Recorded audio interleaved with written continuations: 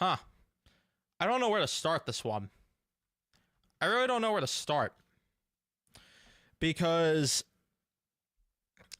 do I start with the game or do I start with what transpired during the game in terms of the news, rumors, update sort of deal that we got? I'm in a weird spot with where to start this one. But what is going on, guys? Welcome back to another post game here on Rangers Central, and the Rangers win. They actually have got points in their last 7 games now as they win 1-0 over the Columbus Blue Jackets. And I don't know where to start, man. I really don't know where to start. Do I start with the game? Do I start with the report that dropped during the game? I truly don't know. I truly don't. But before we jump into everything, leave a like, subscribe, turn on your notifications, and all that stuff. I'm just trying to figure out where to go because this game was boring, but during the game, during the third period, in case you missed it on Twitter, there was a rumor that apparently earlier today, and I had my speculations with this, given the fact that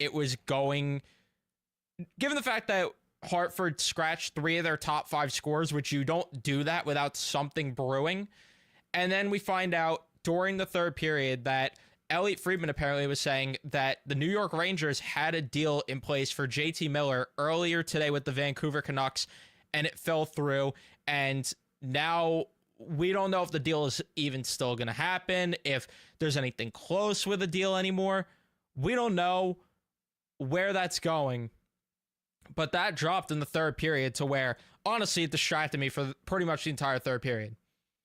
I'm not going to lie to you. I was trying to figure out, think, speculate, and all that stuff during the third period.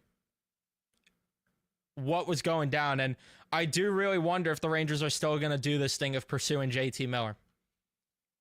They like him apparently a lot, and I don't support the idea still. I think that it's a horrible idea, but I'm just the messenger here. And a deal almost happened, and Elliot Friedman also did update us that apparently it was not because of JT Miller vetoing a trade. So it appears that it was on the Rangers' end, which leads me to believe that Mika Zibanejad was going the other way in this deal or going to a third team, because we heard earlier a report that there was a third team involved in the deal. So maybe there was a world where Mika was going to go to a third team. He didn't want to waive. And in terms of the guys that were scratched, by the way, it was Bo Grohl, it was Adam Sikora, and the last guy was, who was the last guy? Yaroslav Chamar. That's who the last guy was. Those were the last guys, which it would have been unreal if Mika got the winner tonight, right? And after all that, but if my guess was when I saw that those 3 were scratched, and then I saw the JT Miller rumors, I was connecting the dots myself here, and I was like, there has to be a deal that's coming soon, or maybe there's something that is in place. And because you don't scratch 3 of your top scorers for no reason. And I don't know if that means any of them were going to be part of the deal. I think personally that part of them, at least 1 or 2 of them, were scratched because they would have been called up in the event that someone on the roster gets moved because you need more bodies up here. And then you play those guys either tonight or tomorrow, and then you end up moving whoever it is on the roster in that deal. And then you have these guys up here until JT Miller comes aboard. But looks like the deal fell through. Looks like it fell through. So I don't know, again, if that means a deal is going to happen or not. Maybe they pivot elsewhere with the deal. Maybe they include different names in it, like a Phil Peedle who doesn't have trade protection, which, you know, I've been saying maybe he would be a part of a JT Miller deal. Again, I am not in support of it. I am being very clear when I say this. I am not in support of the idea. I'm just throwing it out there because I'm just the messenger here. So that's the whole JT Miller debacle that happened. So I guess I kind of figured out where I was going to start, which was with that. And yeah, I have no clue if anything's going to materialize. I'm very against it because of his age, because of his contract, and because of the most important thing of it all. He is a locker room headache. And the last thing this team needs is locker room headaches when they already have it. So I'm not,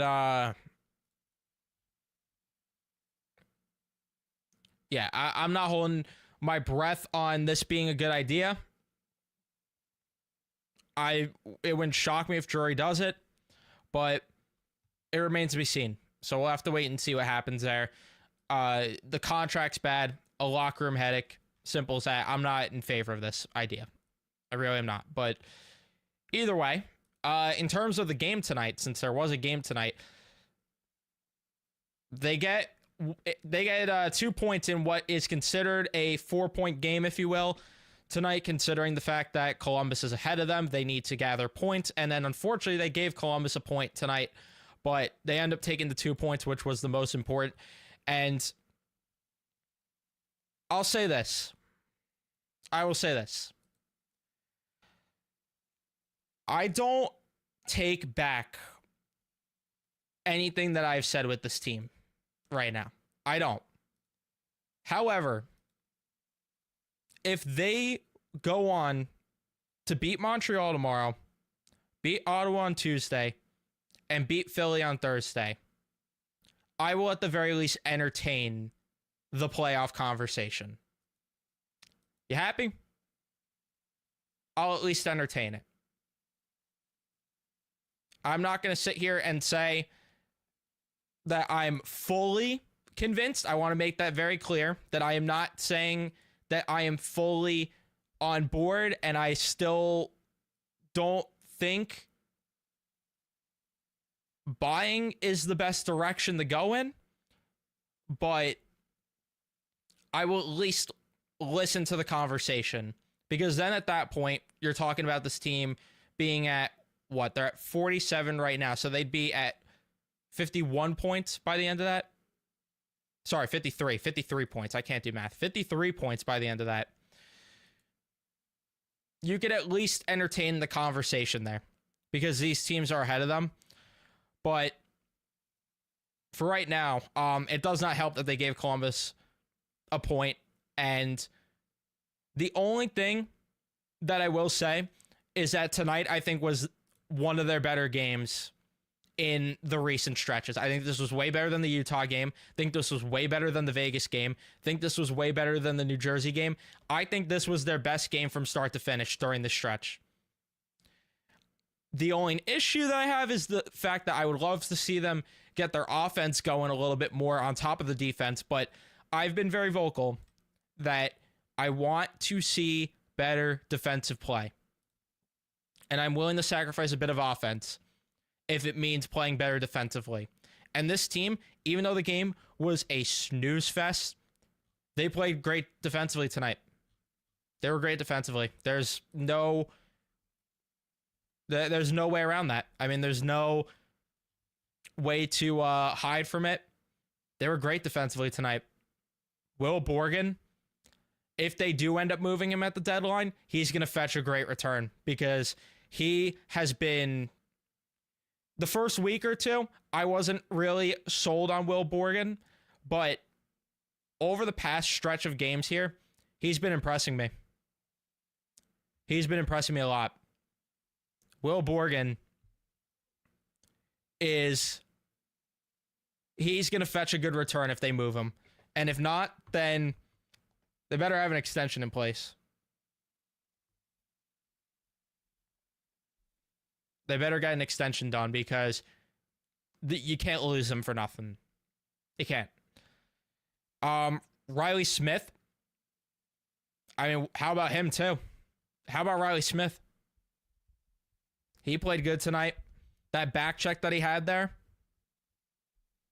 on the, I forgot who it was that he stopped on that back check, but I thought he was about to get beat badly on that play there, but he gets on the back check.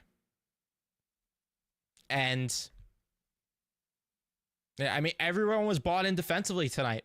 The only guy that I didn't love tonight there's two players. I didn't love Zibanejad's game, because How about you score on a breakaway? Right? Because he missed on like 2 or 3 of them. And then on top of that, the shootout where he could have won it. But Igor ended up standing on his head there, which Igor Shesterkin, I bash him. Good on him, though, tonight. He played great tonight. Can't take that away from him either. But in terms of, you know, the other guy that I don't, Matt Rempe should not be playing. If he can't be trusted in the entire second half of the game, why is he here? Why is he here?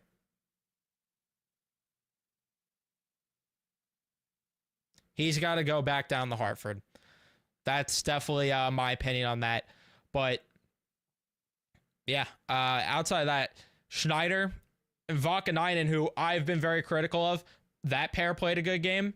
And yeah, I'm seeing you guys in the chat bring up Mika having the Michigan attempt. That was another thing that happened in this game. If he scored that, that would have been nuts. But yeah, he's it didn't surprise me that he didn't. It didn't surprise me at all. But yeah, in terms of Fox and Lindgren even. And then how about Fox too? That one defensive play, I think it was in the second period, where his stick is broken and he's just bullying. Again, I forgot who it was on Columbus, but he's just bullying them, knocking them off the puck. You saw everyone bought in defensively tonight. At all 4 lines, all 3 D pairs, bought in. There were a couple of hiccups here and there from Miller, a couple hiccups here and there from Mika in the defensive zone, which a couple from Lafreniere, which with him. But Trocheck played a great game tonight. I mean, there was a lot of positives to take away. Again, I think this was their best game during this stretch simply because of how good they were defensively. Simply off of that. Where has it been all year? I have no clue. I have 0 clue. And yeah, Miller looked okay, but there were a couple of hiccups here and there. I'm just thinking of, in my mind, because there was not really many defensive miscues tonight, which, again, is very rare. But the ones that did happen stick out in my head because of the fact that, you know, there was so few tonight.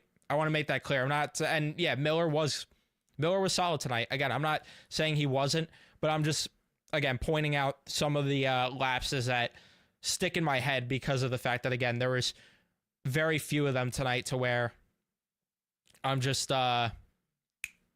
thinking of those. But either way, in the shootout too, Trocheck scoring the only goal also surprised me because I thought it was going to be, I thought when Panarin got his denied, I was like, they're not winning this in the shootout because they're going to send out Zibanejad at least as one of the shooters. He's not scoring. And then I didn't know if it was going to be Trocheck, Lafreniere, or who, but Trocheck ended up scoring there. And I was worried when Marchenko went out there. I thought he would score, but didn't.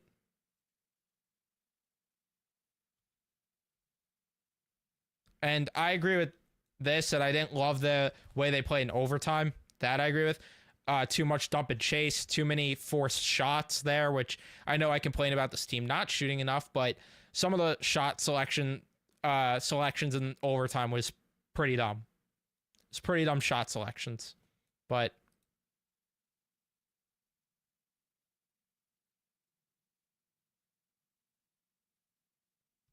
yeah, either way, this was one of their better games during the stretch.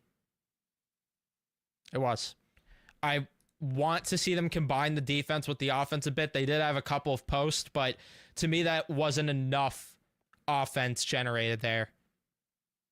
I would have liked to have seen them generate more. The problem is that when you're playing that tight defensive game, which this does scare me as a concern still, is that when you're playing a team that was playing tight defense like Columbus and clogging the neutral zone, you're not getting as many rush chances as you usually do. The Rangers have thrived off the rush this year, and when you're forced to cycle the puck, you're not going to generate as much when it's not your strength. And that's what you saw tonight in terms of why the offense didn't step up, because you didn't have them get the ability to generate much off the cycle which that's something they have to change. They have to find a way to generate more off the cycle. And you credit Columbus's defense, but still, the Rangers have to find a way to get to the middle of the ice more, and they have to find a way to generate more quality looks.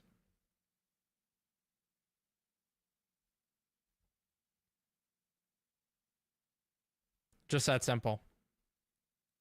Really is that simple. But again, I thought that defensively, one of their better games. I mean, this is their best defensive game actually this season. It was.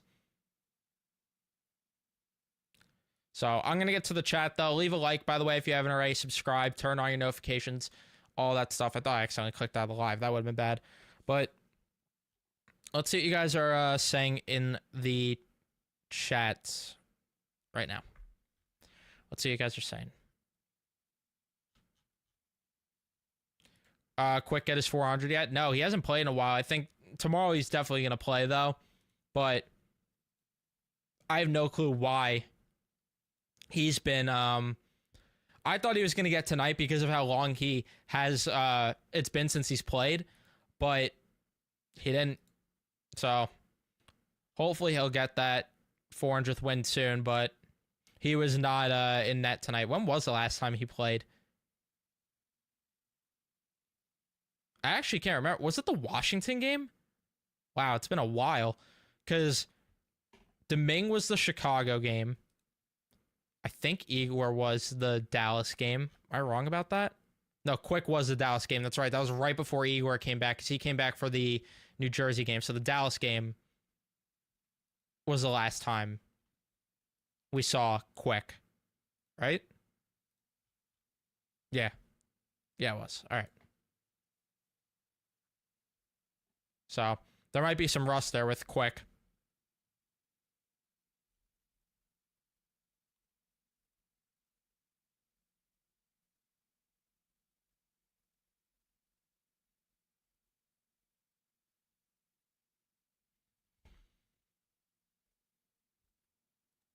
Yeah, like I said, they didn't generate a lot of offense during this game. They didn't generate much offense.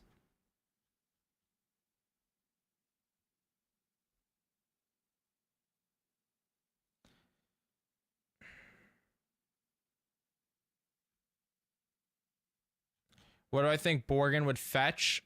A first or a second. Because there's not a lot of right shot D-men available.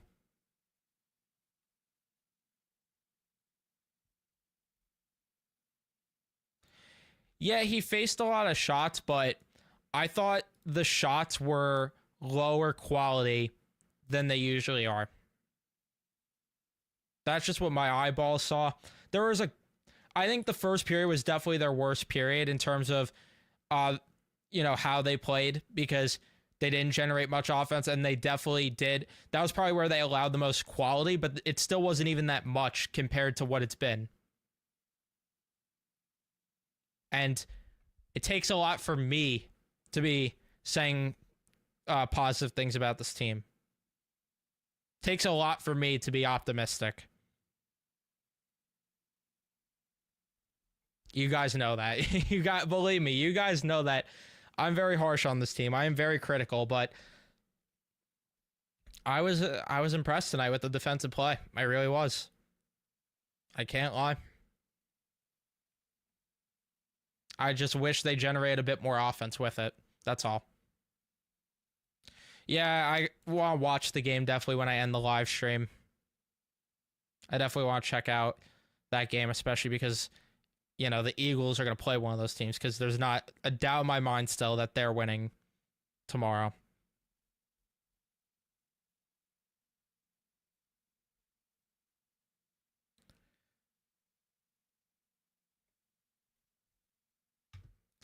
Seems like bad management to get rid of Borgen. The reason why is because you get a really good return for him, and because you could bring him back maybe in the off season. That's why. Do I think they win tomorrow? I have no clue, man. I got no clue. Washington. Montreal's been playing good. They're losing tonight, but that new goalie they have, who is going to get the start tomorrow night, has been playing sick. He has been playing really good. So if this team's gonna generate little offense like they did tonight, then they're not going to win tomorrow because that goalie's been playing unbelievable. And then Jonathan Quick has a lot of rust on him right now. So I like the advantage for Montreal tomorrow, but we'll see.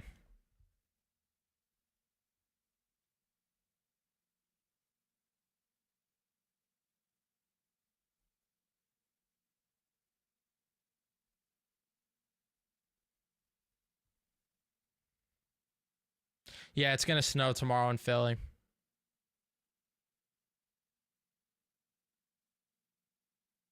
Yeah, but Montreal's been playing better lately. That's why, Julian.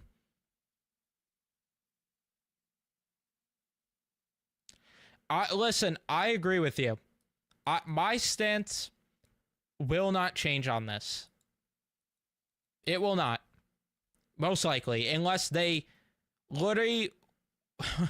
unless they somehow win and they look great in these wins, somehow win like every single game for the remainder of the month, then that's different. But either way, I agree with you that there's nothing to buy and that I don't know how far they would go, but I at least will hear fans out when they say playoffs if they win the next three.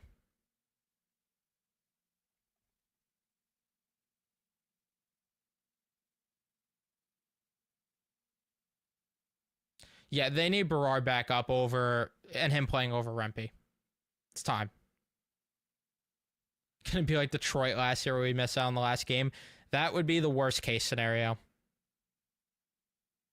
That would piss me off.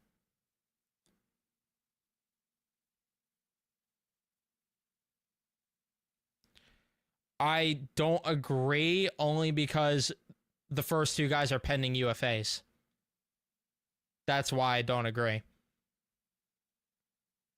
Although Lindgren is a pending UFA, and Lindgren I would move. I mean, that's not even a question.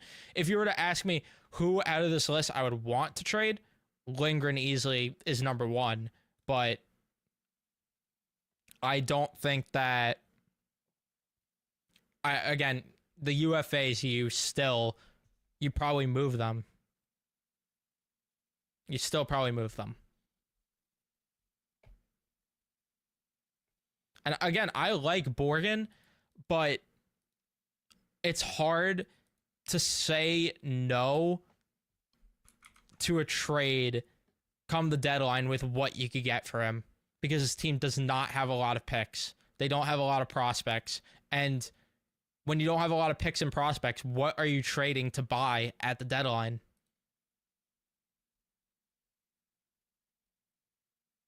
That's really the issue here.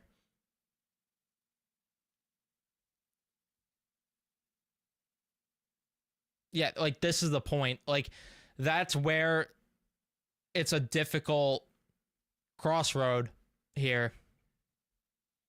Because how are you going to buy when you don't have assets?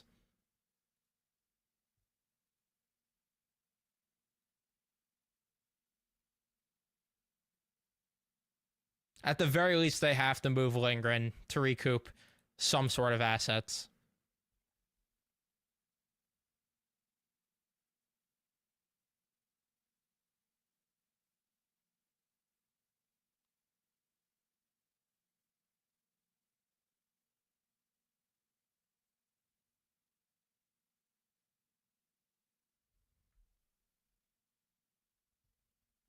Lafreniere, yeah, he needs to be better.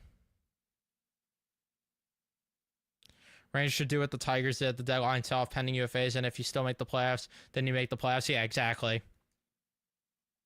That's what I agree with. Yeah, if you make it, you make it, but at least you recouped assets.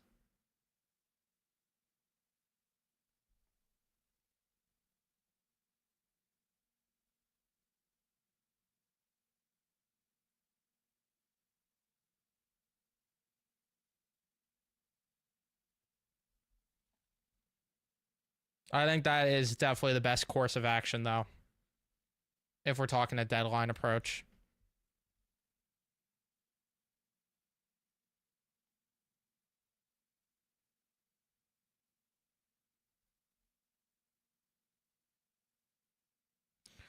All right, guys, I'm gonna wrap it up here, and I'm sorry to keep it short.